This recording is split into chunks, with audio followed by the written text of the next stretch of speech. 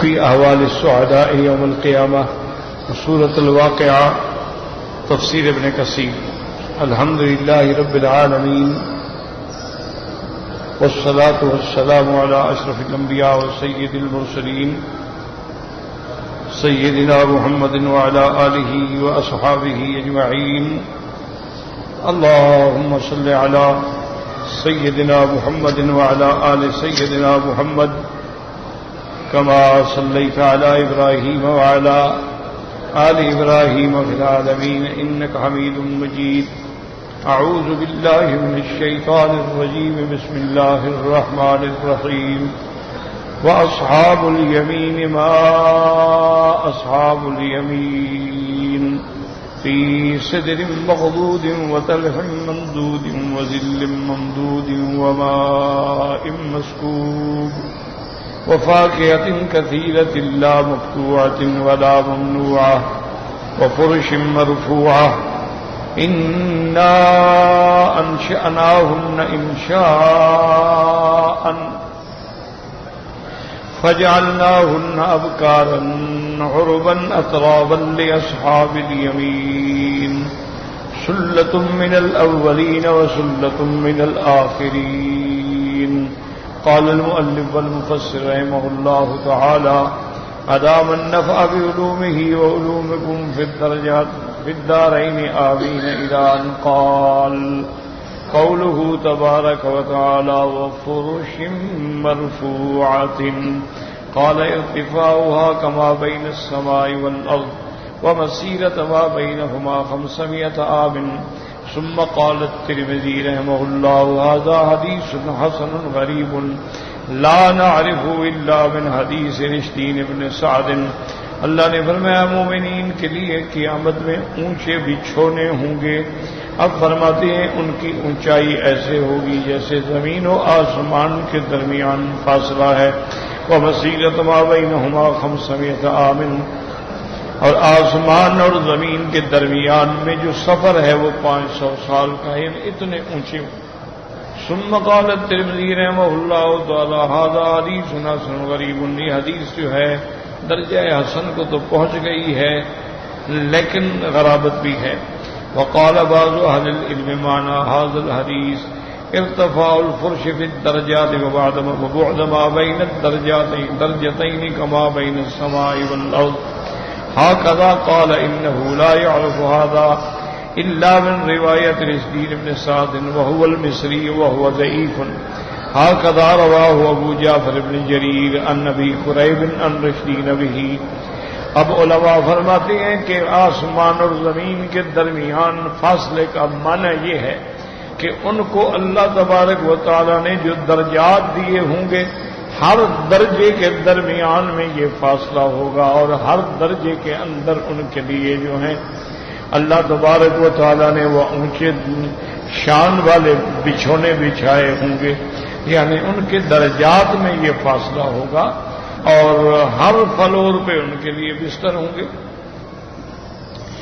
ثم رواه ابن ابي حاتم كلاهما عن يونس بن عبد الاعلى ان ابن وهب بن الحارث ذكره. وكذا رواه ابن ابي حاتم ايضا عن نعيم بن حماد بن وهب. واخرجه الضياء في صفة الجنة من حديث حرملة عن ابن وهب به مثله. ورواه الامام احمد الحسن عن موسى عن ابن لهيعة حدثنا دراج فذكره. وقال ابن ابي حاتم ايضا حدثنا ابو سعيد الاشج قال حدثنا ابو معاوية عن جويبر عن ابي سهل يعني كثير بن زياد عن الحسن. وفرش مرفوعة. قال ارتفاع فراش الرجل من اهل الجنة مثيلا 80 سنة.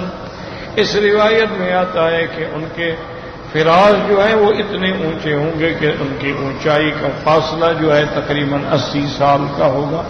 اصل بات یہ ہے کہ میں نے پہلے بھی عرض کیا تھا کہ ایسی روایات مبارکہ، پہلی بات تو یہ ہے کہ جو درجہ صحت کو بھی نہ پہنچے تو علماء اس کو نقل تو کر دیتے ہیں چاہے اس میں راوی ضعیف بھی ہوں، اصل بات وہ ہے جو اللہ نے قرآن میں فرمائی ہے. اللہ نے قرآن میں کوئی فاصلہ بیان نہیں فرمایا. اللہ نے فرمایا وہ فرش مرفوعات، ان کے بچھونے جو ہیں وہ اونچے ہیں. اب کتنی اونچے ہوں گے اس کے بارے میں اللہ کے قرآن نے کوئی بات نہیں کی. اچھی طرح بات کو سمجھیں. کیوں جو ہمارے دشمن ہیں، اعداء ہیں، منکرین اسلام ہیں، منکرین قرآن ہیں، وہ ان چیزوں کو سامنے رکھ کر پھر لوگوں کے دماغوں میں اسلام کے خلاف ایک تصویر بناتے ہیں کہ بھئی اتنے اونچے برونے کا کیا معنی کہ 500 سال تک آدمی چلتا رہے گا،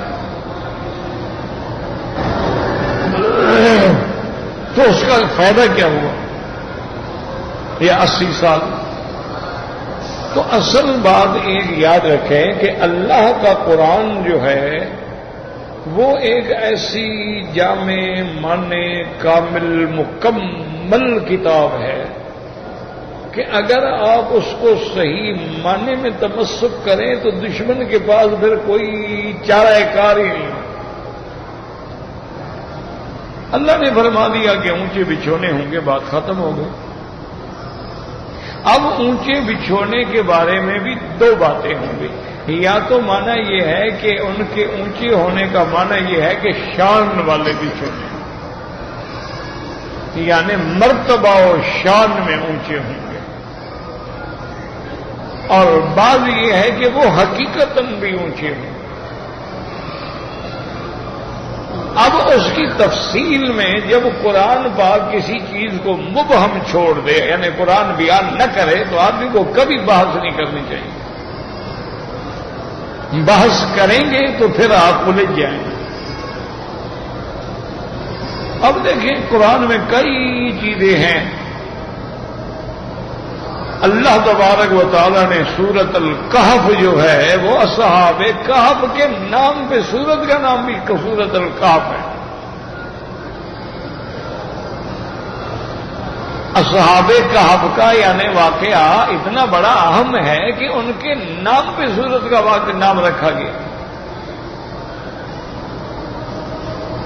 لیکن اللہ نے قرآن میں اتنا فرمایا کہ اذ اول فتیۃ الی الکہف، کہ جب وہ چند نوجوانوں کی ایک جماعت جو تھی جنہوں نے غار میں جا کے پناہ لی. اب اللہ نے یہ نہیں بیان فرمایا کہ ان نوجوانوں کے نام کیا تھے،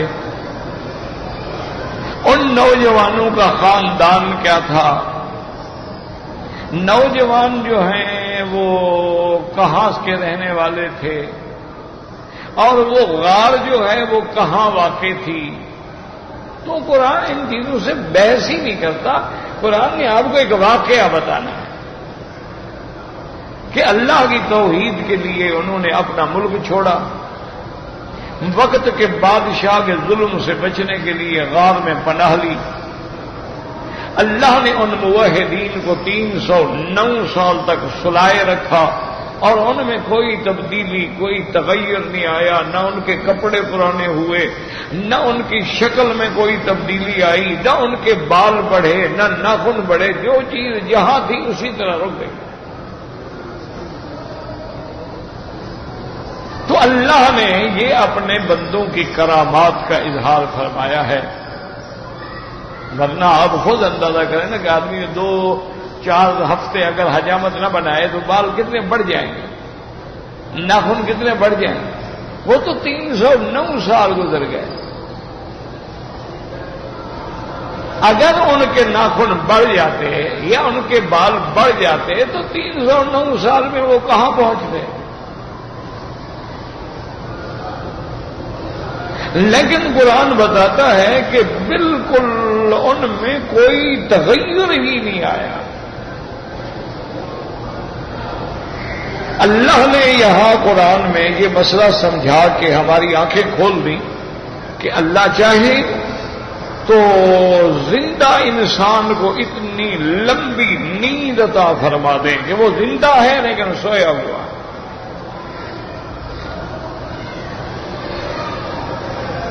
وہ زندہ ہے، اس پہ موت نہیں آئی، اور وہ سویا ہوا ہے، اور ایسا اللہ نے انتظام کر دیا ہے کہ سورج کی روشنی حسب ضرورت آتی ہے، لیکن ان کو تپش محسوس نہیں ہوتی۔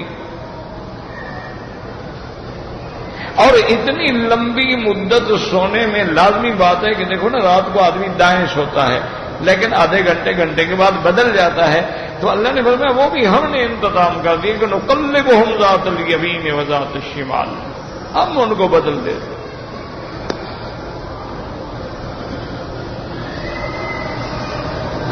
ایک تو یہ ہوا کہ اللہ اپنے توحید والوں کی حفاظت فرماتے ہیں،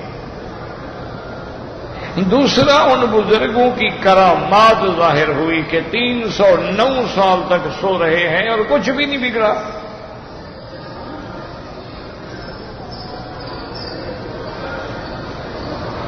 اب جناب قرآن نے باقاعدہ واضح کہ وَلَبِثُوا فِي كَهْفِهِمْ 300 سِنِينَ وَازْدَادُوا تِسْعًا۔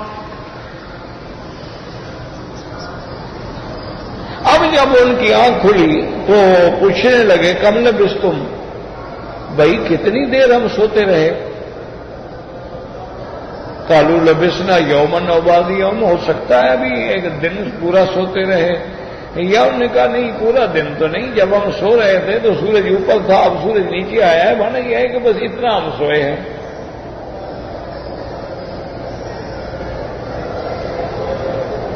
بعد میں کہنے لگے کہ بھائی کیوں جھگڑتے ہو، 2 گھنٹے سوئے 10 گھنٹے سوئے، ربکم اعلم بما لبثتم، تمہارا رب جانتا ہے کتنے سوئے۔ بس جھگڑے کی کیا ضرورت ہے، جتنا سوئے تھے سو گئے، اٹھ گئے۔ فَبَعَثُوا أَحَدَكُمْ بِوَرِقِكُمْ هَٰذِهِ إِلَى الْمَدِينَةِ، اب ایک آدمی کو پیسے دو، وہ شہر میں جائے کچھ کھانے پینے کے لیے لے آئے، کیونکہ جب تک سوتے رہے تو بھوک لگی نہیں نا، نہ بھوک نہ پیاس۔ اب دیکھو نا روزہ رکھتے ہیں، اب بعض ملکوں میں 18 گھنٹے کا دن ہوتا ہے، لیکن سو گیا آدمی تو سونے میں کیا بھوک لگے گا۔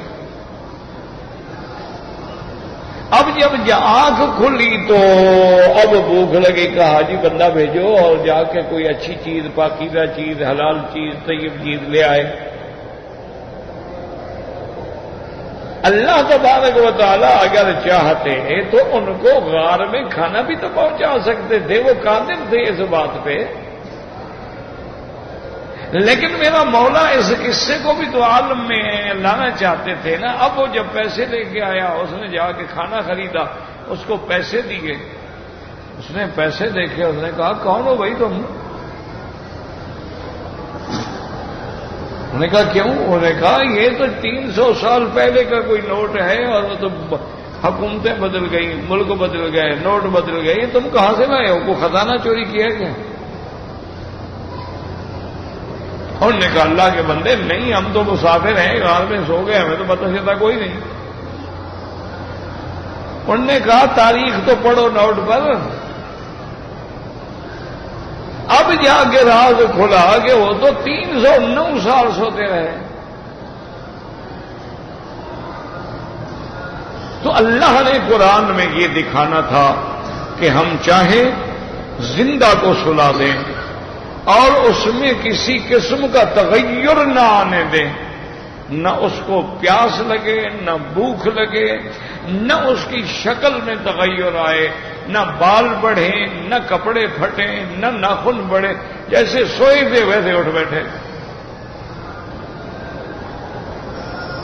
اسی میں اشارہ کر دیا میرے مولا نے کہ اگر ہم زندہ انسانوں کو ایک غار میں اتنی لمبی مدت سلا کے رکھ سکتے ہیں تو قبر میں بھی تو ہم اپنے بندوں کی حفاظت کر سکتے ہیں۔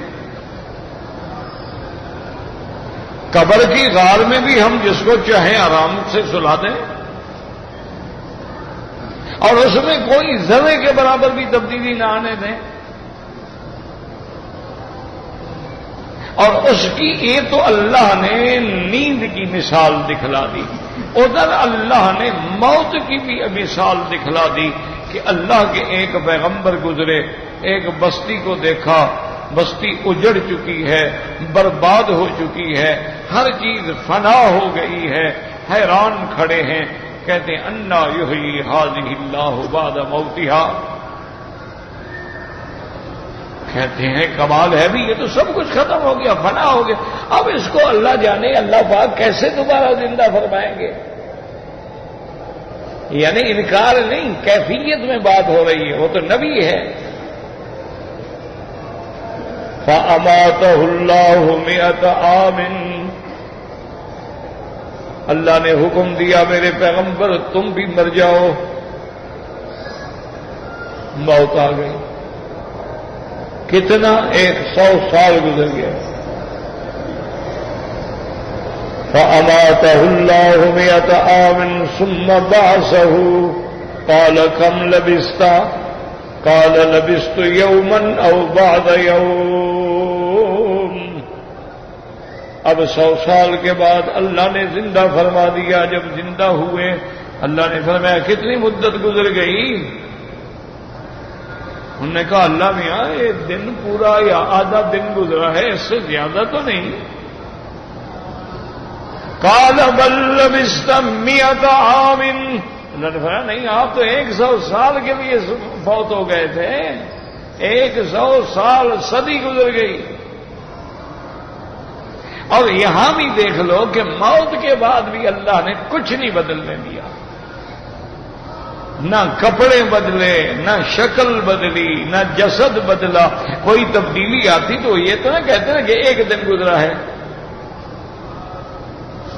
تو اللہ اپنی قدرتیں دکھلانا چاہتے ہیں، تمہیں اس مسئلے میں بحث کرنے کی ضرورت نہیں ہوتی کہ بندہ کون تھا، وہ بستی کہاں تھی، اس کا نام کیا تھا، یہ قرآن کا مقام نہیں ہے۔ قرآن کوئی تاریخ کی کتاب ہے، قرآن جغرافیہ کی کتاب ہے کہ وہ ان چیزوں سے بحث کرے۔ قرآن تو ہمیں ایک دلائل دیتا ہے کہ میں چاہوں فوت ہو گئے، لیکن 100 سال تک ان کو میں نے کچھ نہیں بدلنے دیا۔ چلو یہ سوتے تو رہے نا، سو گئے، موت آ گئی۔ حضرت سلیمان کو تو کھڑا رکھا، سلیمان علیہ السلام آسے پہ ٹیک لگا کے نماز پڑھ رہے، وہی روح قبض ہو گیا، فوت ہو گئے، کھڑے ہیں۔ اب جنات آتے ہیں دور سے دیکھتے، او سلیمان علیہ السلام بھی نماز پڑھ رہے ہیں، کام کرو کام کرو، آئیں گے تو پھر چمڑی ادھیڑ دیں گے۔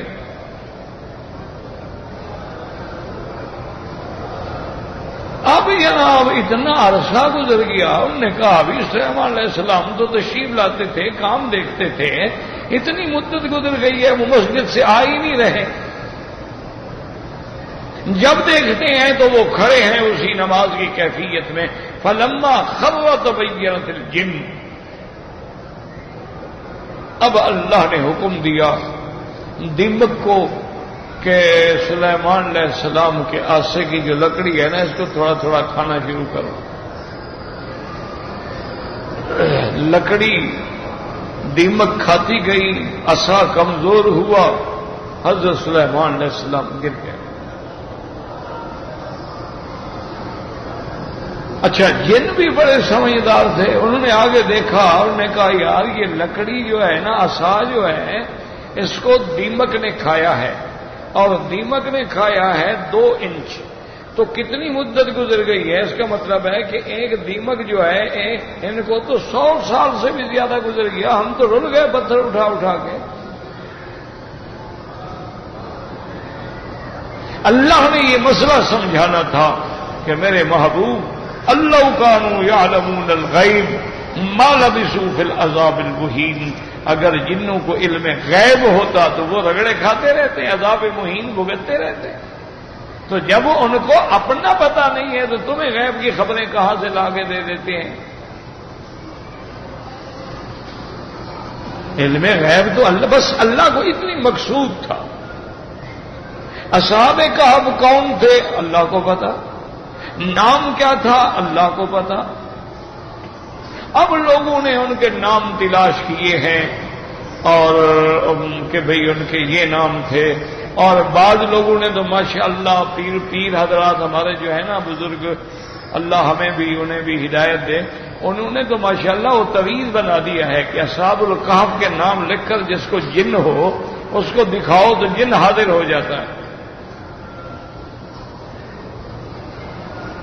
مجھے خود ایک پیر صاحب نے کہا، میرا دوست تھا، ایسے بات چل پڑی، میں نے کہا یار ٹھیک ہے، میں جنوں کو مانتا ہوں، میں یہ بھی مانتا ہوں کہ جن انسانوں کو نقصان پہنچاتے ہیں، لیکن یہ کہ جن آ گیا اور حاضر ہو گیا، ہم اس کو بلا لیتے ہیں، ہم اس سے باتیں کرتے ہیں.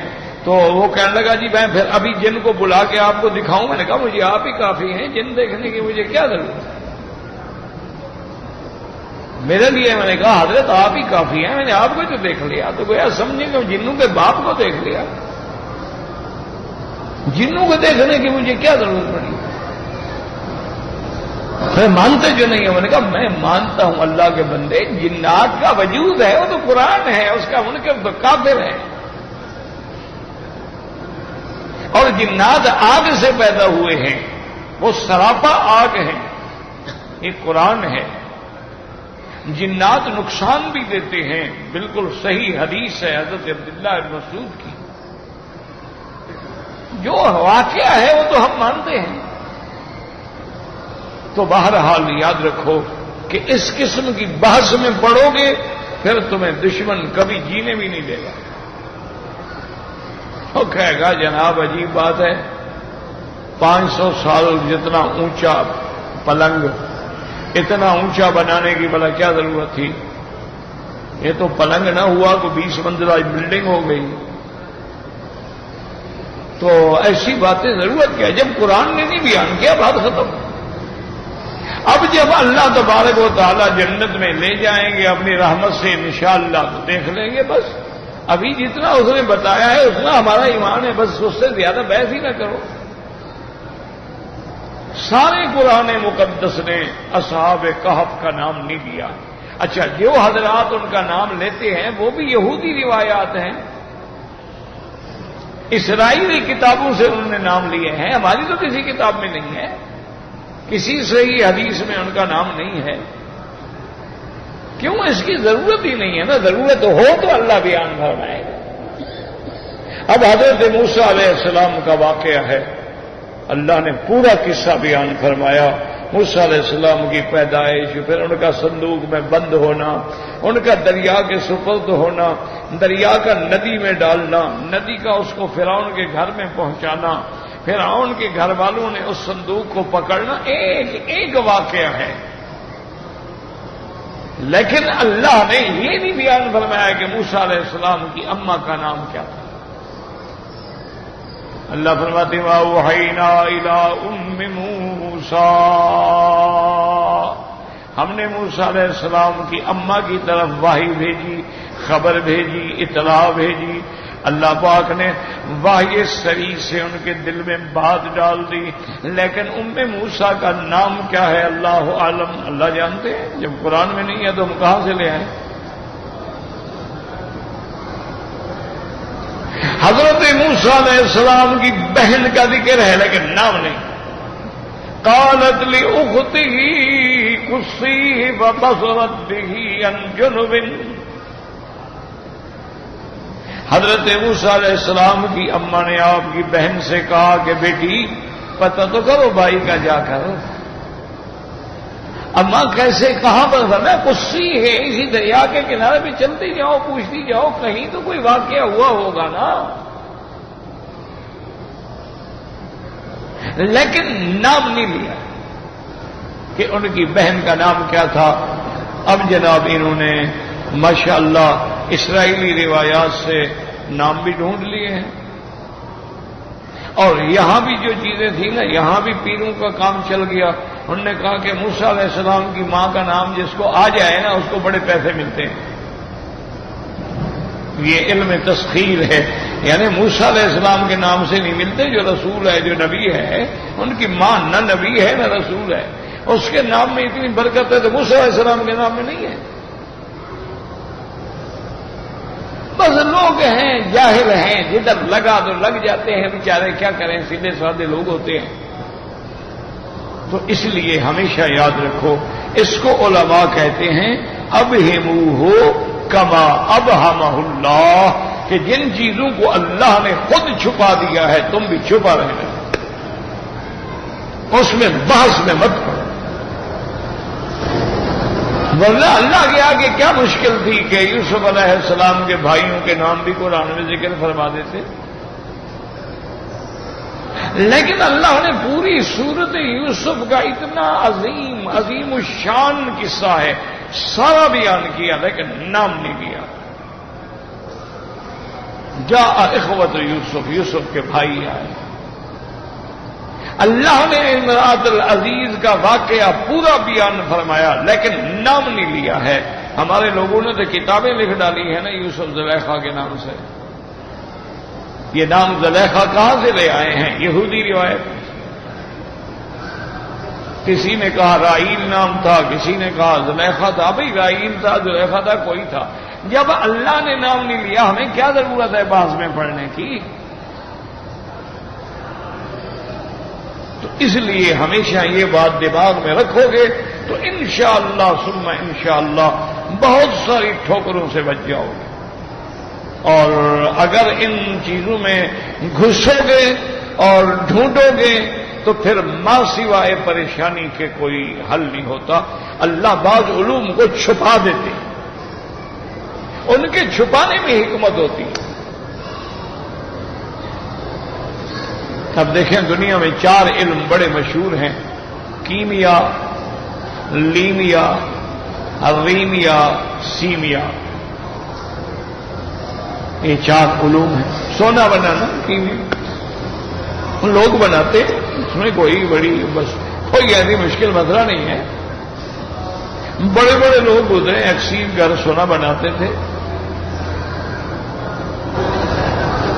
وہ ہمارے اپنے علاقے کے ایک آدمی تھے، وہ فوت ہو گئے، بہت بڑا حکیم تھا، بہت بڑا طبیب تھا۔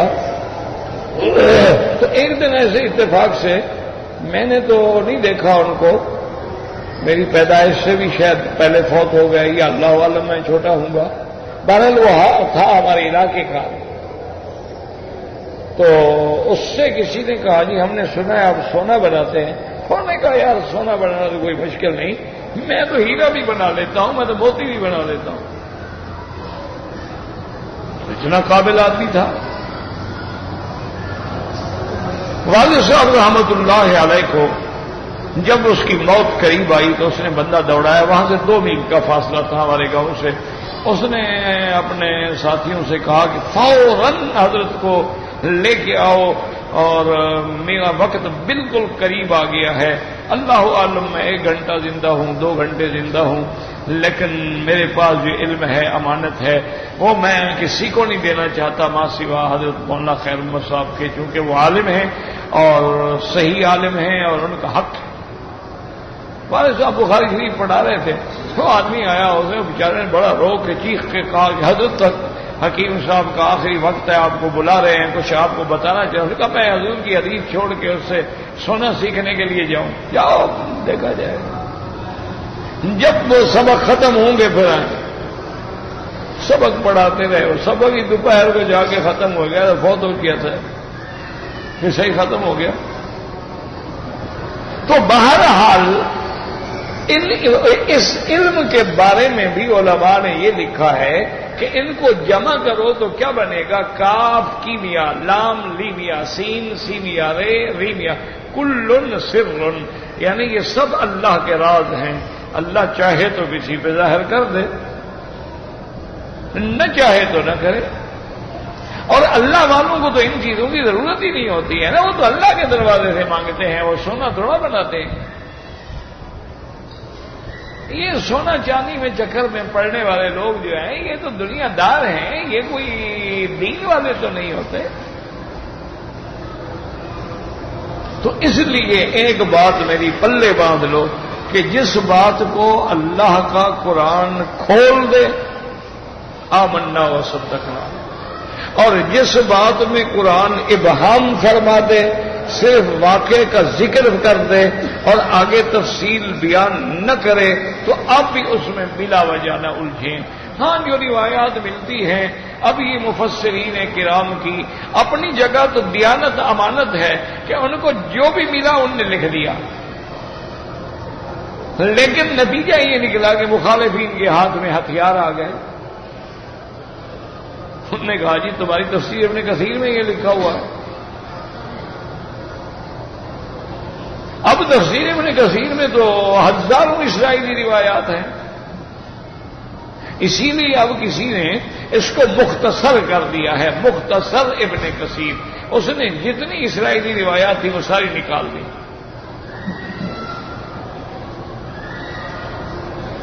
بہرحال اس کی محنت ہے، اچھی بات ہے، لیکن اگر ہر کتاب سے ایسے نکالنا شروع کرو نا انشاءاللہ بچے گا کچھ بھی نہیں. اور انہوں نے کیوں نقل کیا ہے کہ آدمی باخبر رہے کہ ایسی باتیں بھی کتابوں میں ہیں. بس یہ مانا نہیں ہے کہ اس کو ہم ہر حال میں مانیں، لیکن صاحب انہوں نے بتا بھی دیا ہے کہ راوی ضعیف ہے.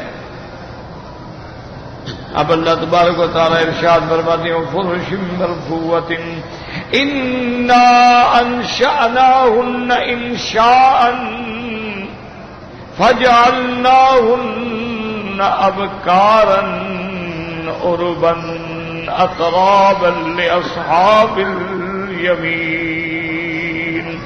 جرى الضمير ولا غير مذكور لكن لما دل السياق وذكر الفرش على النساء اللاتي يزاجين فيها اكتفى بذلك عن ذكرهن وعد الضمير عليهن كما في قوله تبارك وتعالى إذ أرز عليه بالعشي الصافنات الجياد فقال إني أحببت حب الخير عن ذكر ربي حتى توارت بالحجاب. یعنی الشمس المشہور من قولی المفسرین رحمہ اللہ تعالی. اب مفسر فرماتے ہیں کہ اللہ نے فرمایا انا انشأناہن انشاء، ہم نے ان کے لیے پیدا کی، ہم نے ان کے لیے بنائی ہیں حوریں، اور وہ حوریں بھی ایسی ہیں جعلناہن ابکارا، وہ حوریں کنواریاں بھی ہیں، اور بن اپنے شوہر سے محبت کرنے والی بھی ہیں، اترابن اور ساری ہم سن بھی ہیں. یہ کن کو ملیں گی؟ فرمایا اصحاب الیمین، یہ داہنے والوں کو ملیں گی. اب مفسر فرماتے انا انشأناہن، انشأناہن یہ ضمیر کی طرف راجع ہوگا. فرمایا یہ ضمیر غیر مذکور کی طرف راجع ہے، پہلے اس کو ان کا ذکر نہیں تھا، لیکن اشارہ اس طرف ہے کہ اس ضمیر سے مراد جو ہے الفرش والنساء. اللہ نے جب بستر کا ذکر کیا ہے تو بستر سے کنایا ہے کہ عورت جو ہے اس کو بھی تو اللہ نے مرد کے لیے بستر بنایا ہے. ہن لباس لکم وانتم لباس لہن، اس لیے کنایا کبھی انا انشأناہن، یعنی وہ عورتیں جو ان بچھونوں پر مومنوں کو ملیں گی ان کو اللہ تبارک و تعالی نے ایسا بنایا ہے. اس لیے ضمیر جو ہے اس پر جیسے قرآن میں آتا ہے اذ عرض علیہ بالعشی الصافنات الجیاد، جب پیغمبر کو شام کے وقت میں اعلیٰ قسم کی نسل کے گھوڑے پیش کیے گئے اور آپ پیغمبر دیکھ رہے تھے صافنات، اذ عرض علیہ بالعشی الصافنات بالعشی الصافنات الجیاد فقال انی احببت حب الخیر عن ذکر ربی حتی توارت بالحجاب. چھپ گیا حجاب، کیا چھپ گیا؟ تو یہاں ذکر نہیں ہے لیکن مراد سورج ہے. حتی توارت بالحجاب یعنی الشمس المشہور من قولی المفسرین. وقال الاقوش فی قولی تعالی انا انشأناہن ای اضمرہن ولم یذکرن قبل ذلک. اب مفسر رحمت اللہ علیہ فرماتے ہیں اللہ پاک نے ضمیر تو بیان کیا ہے لیکن اس کا ذکر پہلے نہیں ہے. وقال عبید ذکرن فی قولی تعالی وَأُولِئِكَ كَمْثَالِ اللُّؤْلُؤِ الْمَكْنُونِ وقول تعالی انا انشأناہن ای اعدناہن بالنشأة الاخرى بعد ما كنا عجائز انسا صرنا ابکارا عربا اے بعد الصیبوبۃ ادنا ابکارا عربا متحببات الی ازواجہن بالحلاوۃ والظرافۃ والملاحۃ. اور حضرت ابو عبیدہ فرماتے ہیں کہ چونکہ پہلے ذکر ہو چکا ہے وہ حور عین کا امثال اللؤلؤ المکنون، تو اب اس کا ضمیر بھی اسی طرف راجع ہوگا. یعنی اللہ فرماتے ہیں ہم نے ان کو نشأۃ الاخری میں جب دوبارہ پیدا کیا ہے. انسان کی جو بیویاں ہیں جو بوڑھی ہو گئی تھیں، جن کی آنکھیں چندیا گئی تھیں، اب اللہ نے جب دوبارہ پیدا کیا تو ان کو کنواریاں بنا دیا ہے. یعنی وہ سیب ہونے کے بعد کنواریاں ہو گئیں. اور عربن کا معنی متحببات الی ازواجہن، اپنے خاوندوں کے ساتھ محبوب. اور ایسی بیویاں حلاوت کے اعتبار سے، ظرافت کے اعتبار سے، ملاحت کے اعتبار سے، یعنی اللہ نے ان میں مٹھاس بھی ان کی باتوں میں رکھی ہے. ان کی باتوں کے اندر ہنسی مذاق کا بھی پہلو ہے، اور ان کی باتوں کے اندر ملاحت، نمکینی بھی ہے، چاشنی بھی ہے. اللہ تبارک و تعالی نے ایسی بیویاں بنائی اصحاب الیمین کے لیے. وقال بعضهم عربا اے غنجات، بعد میں فرمایا عربن کا معنی ہے خوبصورت آواز میں گانے والی. قال موسیٰ بن عبید رضی جدید کاشی نسماری قال قال رسول اللہ صلی اللہ علیہ وسلم انا انشأناہن انشاء قال نساء اجائز کن فی الدنیا ہمشن رمسن. وہ عورتیں جو دنیا میں بوڑھی ہو گئیں، جو دنیا میں چندیا گئیں، اللہ تبارک و تعالیٰ قیامت میں جب ان کو دوبارہ پیدا فرمائیں گے تو ان کو جوان پیدا فرمائیں گے، ان کو کنواریاں بنا کے پیدا فرمائیں گے. وقال ابن ابی یاسر حدثنا محمد بن عوف الحمصی حدثنا آدم یعنی ابن ابی یاسر قال حدثنا شیبان جابر بن مرة سلمة بن یزید قال سمعت رسول اللہ صلی اللہ علیہ وسلم یقول فی قوله تعالی انا انشأناہن انشاء، یعنی اللہ تکن فی الدنیا، وہ جو دنیا میں مومن کی بیویاں تھیں اللہ تبارک و تعالی نشأ اخری میں ان کو جوان بنا دیں گے. وقال ابن عبید مسلم مقدام قال حدثنا مبارک فزاد قال ان اتت عجوز فقالت یا رسول اللہ صلی اللہ علیہ وسلم ادعو اللہ تعالی ان يدخلني الجنة. فقال يا ام فلان ان الجنة لا تدخلها عجوز. قال فولت تبكي. قال اخبروها انها لا تدخلها وهي عجوز. ان الله تعالى يقول انا انشأناهن انشاء فجعلناهن ابکارا. اس حدیث مبارک میں آتا ہے ایک بوڑھی عورت حضور پاک صلی اللہ علیہ وسلم کی خدمت میں آئی. فقالت یا رسول اللہ، اس نے کہا حضور اللہ سے دعا کریں ان يدخلني الجنہ، اللہ مجھے جنت میں داخل فرمائے. آپ نے فرمایا یا ام فلان، میں فلان کی ماں، جنت میں بوڑھی داخل نہیں ہوگی، جنت میں بوڑھیاں نہیں جائیں گی. اب وہ بیچاری رونے لگ گئی کہ ہائے میں تو ماری گئی، میں بوڑھی ہو گئی، جنت میں بھی نہیں جاؤں گی. تو حضور پاک صلی اللہ علیہ وسلم فرمایا اس بی بی کو خبر دو کہ تم کیوں رو رہی ہو، تم نے قرآن نہیں پڑھا، تم بوڑھی بن کے نہیں جاؤ گی بلکہ اللہ تبارک و تعالیٰ تمہیں دوبارہ جوان بنا دیں گے. انا انشأناہن انشاء فجعلناہن ابکارا عربا اترابا. وهكذا رواه الترمذي في الشمائل عن عبد بن حميد.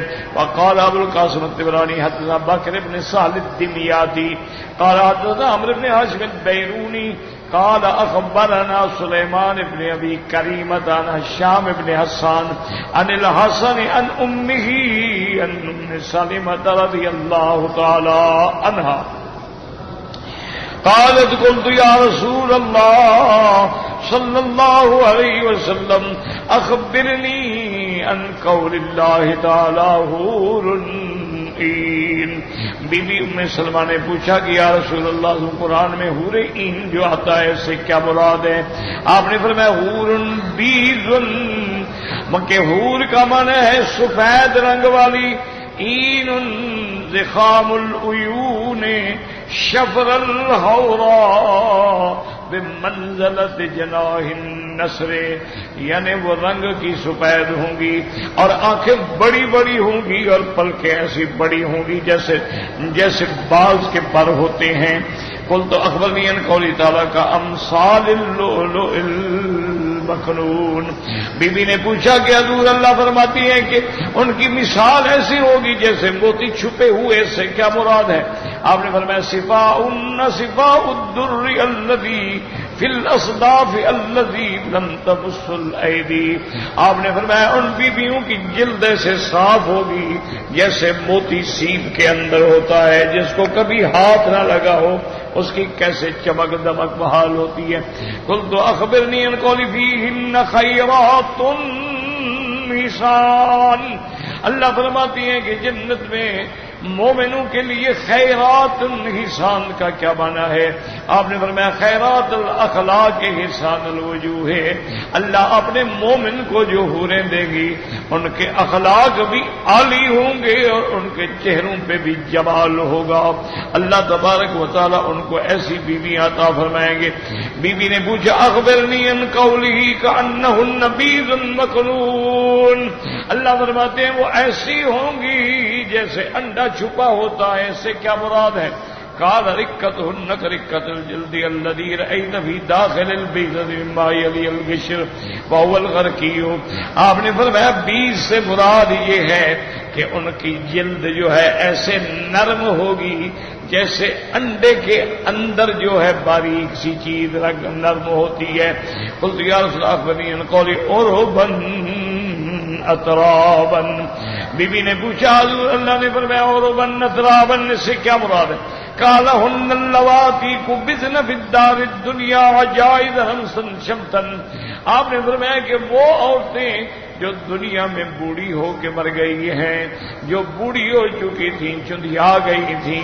خلقہن اللہ بعد الکبر وجعلہن عذارا عربا.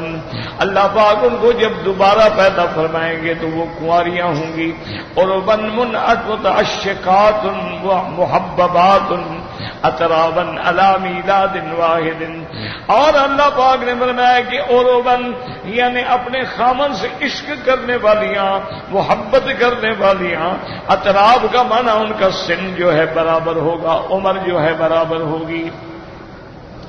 قلت یا رسول اللہ صلی اللہ علیہ وسلم نساء الدنیا افضل من الحور العین. بی بی ام سلمہ نے پوچھا کہ یا رسول اللہ اللہ نے قرآن میں جو حوروں کی صفتیں بیان کی ہیں کیا دنیا کی عورتیں افضل ہوں گی یا حور العین جو ہے وہ افضل ہوں گی؟ چونکہ حور عین کے بارے میں اللہ تبارک و تعالی نے قرآن پاک میں کئی مقام پہ ان کی شان بیان فرمائی ہے. کہیں اللہ فرماتے ہیں حور العین، کہیں فرماتے ہیں کہ امثال اللؤلؤ المكنون، اور کہیں فرماتے ہیں فیہن خیرات حسان، اور کہیں فرماتے ہیں کأنہن بیض مکنون، اور کہیں فرماتے ہیں عربا اترابا. تو یا رسول اللہ اب ہمیں کیا پتا کہ قیامت والے دن حوریں افضل ہوں گی یا مسلمان کی اپنی بیوی جو ہے دنیا والی وہ افضل ہوگی؟ قلت یا رسول اللہ نساء الدنیا افضل ام حور العین؟ قال بل نساء الدنیا افضل من الحور العین کفضل زہارت البطانۃ. حضور پاک نے فرمایا بی بی ام سلمہ سے کہ دنیا کی بیوی جو ہے وہ حور عین سے افضل ہوگی. جیسے دیکھیں ایک کپڑے کا ظاہر ہوتا ہے ایک کپڑے کا باہر ہوتا ہے، تو جیسے باہر جو ہے وہ زیادہ خوبصورت اور افضل ہوتا ہے اندر سے، ایسے جو دنیا کی بیویاں ہیں وہ زیادہ افضل ہوں گی. اور اس کے بعد میں یا رسول اللہ وابی ماذا کا کیا وجہ ہے کہ دنیا کی عورتوں کو اللہ افضل بنائیں گے؟ فرمایا بصلاتہن وصیامہن وعبادتہن اللہ عز وجل. انہوں نے فرمایا حضور نے فرمایا کہ اس کی وجہ یہ ہے کہ دنیا کی عورتوں نے اللہ کی عبادت کی ہے، نمازیں پڑھی ہیں، روزے رکھے ہیں. حوروں نے تو کوئی عبادت نہیں کی نا، تو اللہ ان کو شرف عطا فرمائیں گے. اور اس کے بعد فرمایا اور البس اللہ وجوہہن النور واجسادہن الحریر. اللہ ان کے چہروں پہ نور پیدا فرما دیں گے، اللہ ان کے جسد کو ریشم کی طرح نرم فرما دیں گے. بیض الالوان سفید رنگ ہوگا، خضر الثیاب صفر الحلی ان کا رنگ جو ہے سفید ہوگا اور جلد جو ہے وہ ریشم سے نرم ہوگی اور ان کا اس کے بعد لباس جو ہے وہ سبز ہوگا اور سونے سے پورا بدن جو ہے وہ پیلا بھرا ہوگا. مجامرہن الدر وامشاتہن الذھب، ان کے مجامر جس میں یہ عود جلاتے ہیں اس کو کہتے ہیں مجمرہ، وہ موتیوں کے بنے ہوئے ہوں گے. وامشاتہن الذھب، ان کی کنگھیاں جو ہیں وہ سونے کی بنی ہوں گی. یقولن نحن الخالدات فلا نموت ابدا ونحن النائمات فلا نبعث ابدا ونحن المقیمات فلا نزن ابدا الا ونحن الراضیات فلا نسخط ابدا. اور وہ کہیں گی قیامت میں کہ نحن الخالدات، ہم ہمیشہ رہنے والیاں ہیں، اب موت نہیں آئے گی، اور ہم نرم اخلاق والی ہیں، ہم کبھی بدخلقی نہیں کریں گی اور ہم نے ہمیشہ یہی رہنا ہے. نحن المقیمات فلا نزن ابدا، یہاں سے ہرگز کوچ نہیں کریں گی. اور اس کے بعد وہ کہیں گی الا ونحن الراضیات، ہم اپنے شوہر کے ساتھ ہمیشہ راضی رہنے والی، کبھی ناراض نہیں ہوں گی، کبھی جھگڑا نہیں کرے گی، کبھی بدزبانی نہیں کرے گی. طوبی لمن کن لہ وکان لنا، خوش بخت ہوگا وہ جس کی ہم بیویاں ہوں گی، اور خوش بخت ہیں ہم کہ ہم کو اللہ ان کی بیویاں بنائیں گے. قلت یا رسول اللہ المرض منا الزوجین والثلاث اربع ثم تموت فتدخل الجنہ يدخلون معها من يكون ذیل جوہا. اب بی بی سلمہ نے ایک سوال اور فرمایا، اس نے کہا حضور بعض اوقات بیوی جو ہے اس نے 2-3 بندوں سے شادی کی ہوتی ہے، اب قیامت والے دن وہ کس خامد کو ملے گی؟ حضور پاک صلی اللہ علیہ وسلم نے فرمایا کہ قیامت والے دن اس کو جو ہے اختیار دیا جائے گا. انہا تخیر تختار احسن خلقا، اللہ ان کو اختیار دیں گے کہ اپنے ان خامدوں سے جس کو چاہو تم چن لو، تو وہ جو سب سے زیادہ خلق والا ہوگا اس کو چنیں گی. فتقول یا رب ان ھذا کان احسن خلقا معی فزوجنی ہے، اس بندے نے میرے ساتھ بڑا حسن خلق سے زندگی گزاری تھی، یا اللہ مجھے اب اسی کی بیوی بنا دے. اس کے بعد فرمایا یا ام سلمہ ذهب حسن الخلق بخیر الدنیا والآخرہ. حضور نے فرمایا بی بی یہ دیکھ لو کہ حسن خلق جو ہے وہ دنیا و آخرت کی بھلائیاں لے جاتا ہے، کہ آدمی کا خلق اچھا ہو تو گویا دنیا میں بھی بھلائی ہے اور آخرت میں بھی بھلائی.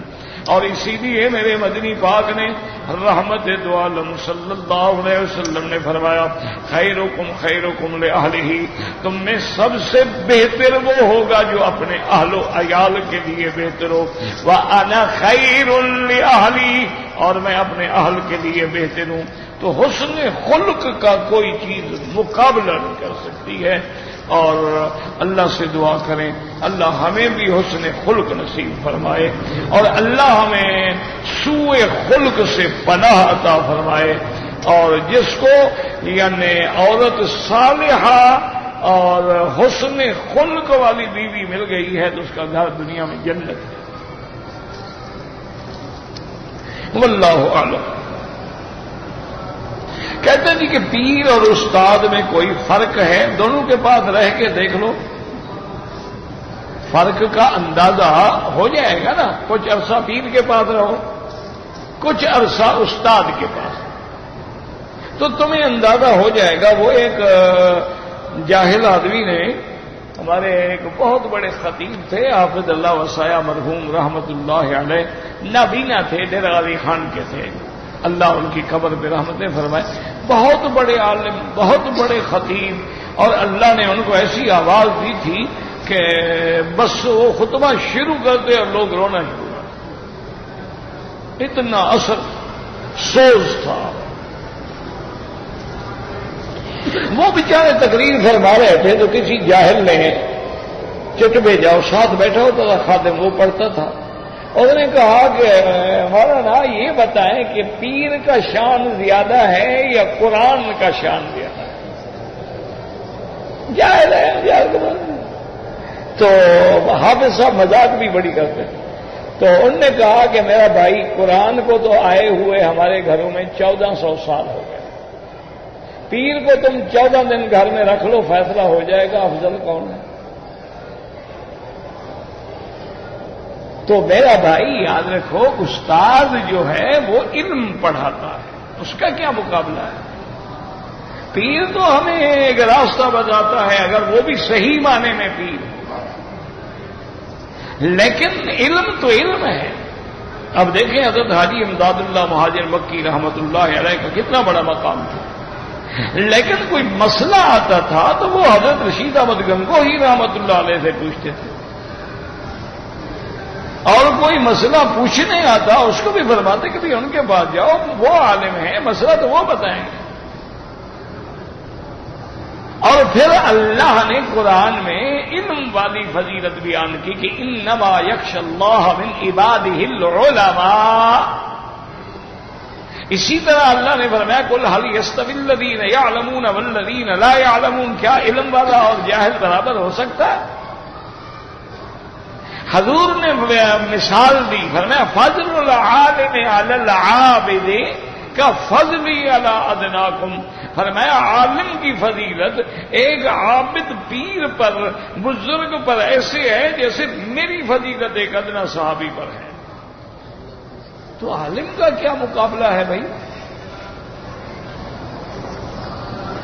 کہتے تھے کہ حضرت کان دہلوی رحمت اللہ علیہ نے مقامات حریری کے ترجمے میں موسیٰ علیہ السلام کی والدہ کا نام لکھا ہوگا میرا بھائی، میں نے یہ تو نہیں کہا کہ نہیں لکھا، لیکن کہاں سے لکھا؟ قرآن سے، حدیث مبارک سے، وہی روایات اسرائیلیہ۔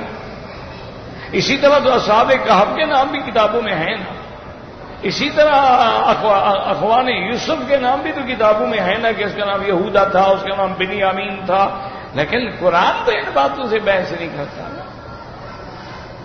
یہ تو نہیں کہ انہوں نے لکھا ہے، وہ مقامات حریری بھی تو ایک ادب کی کتاب ہے، کون سی حدیث کی کتاب ہے؟ اس میں ایک قصہ آ گیا، اس زمین میں آپ نے لکھ دیا، لیکن وہ بھی روایات اسرائیلیہ سے۔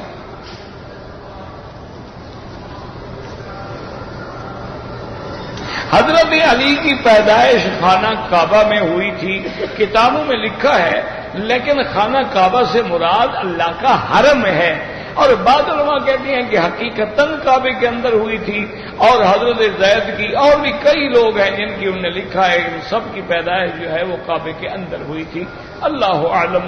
بہرحال نہ کسی صحیح حدیث مبارک میں ہے، نہ قرآن پاک کی یہ آیت مبارک ہے، یہ مختلف آثار ہیں، مختلف روایات ہیں، اور لوگوں نے اسی کو اہمیت دے دی ہے۔ بھائی اگر کعبے میں پیدائش ہوئی بھی ہو تو ہم کیا حرج ہے پھر؟ یعنی حضور کی پیدائش تو باہر ہوئی ہے، تو جو اندر پیدا ہوگا وہ حضور سے بھی افضل ہو جائے گا، اس میں کیا ہے؟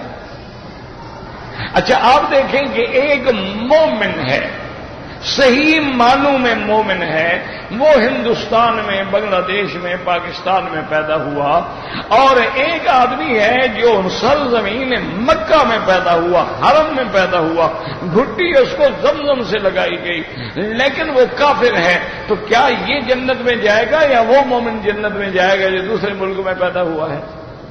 ابو جہل کہاں پیدا ہوا تھا؟ تو پیدا ہونے سے وہ جنت میں چلا جائے گا؟ وہ ایک آدمی ہے، پتہ نہیں پرانی بات ہے، میں تقریر کر رہا تھا، اس نے لکھا جی وہ کوئی گانے والی تھی آپ کے ملک کی کوئی مشہور مغنیہ تھی، تو اس نے لکھا جی دیکھو سبحان اللہ 27 رمضان کو وہ موت آئی اس پر، وہ تو کتنے نصیب والی تھی۔ تو نے کہا ابو جہل بھی تو رمضان شریف میں مرا ہے، مقام بدر میں ابو جہل کی موت بھی رمضان میں آئی ہے، تو بخشا جائے گا؟ جاہلوں کی باتیں ہیں، دعا کرو عقیدہ ٹھیک ہو، اعمال ٹھیک ہوں، ایمان ٹھیک ہو، ورنہ حرم میں مر جاؤ کیا فائدہ ہوگا؟ اگر آدمی مشرک ہے، مکے میں مر جائے، مدینے میں مر جائے، کیا ہوگا؟ حتیٰ کہ صحیح حدیث ہے میرے مدنی پاک کی، قیامت سے پہلے مدینے کی زمین میں زلزلہ آئے گا، جتنے بدعتی مشرک ہیں اللہ سب کو نکال کے باہر پھینک گے۔ تو دعا کرو اللہ عقیدہ صحیح رکھے اور موت ایمان پہ آئے، پھر مکے میں آئے، مدینے میں آئے، نعمت ہے۔ رکن یمانی یمن کی طرف ہے، ہاتھ لگانا سنت ہے۔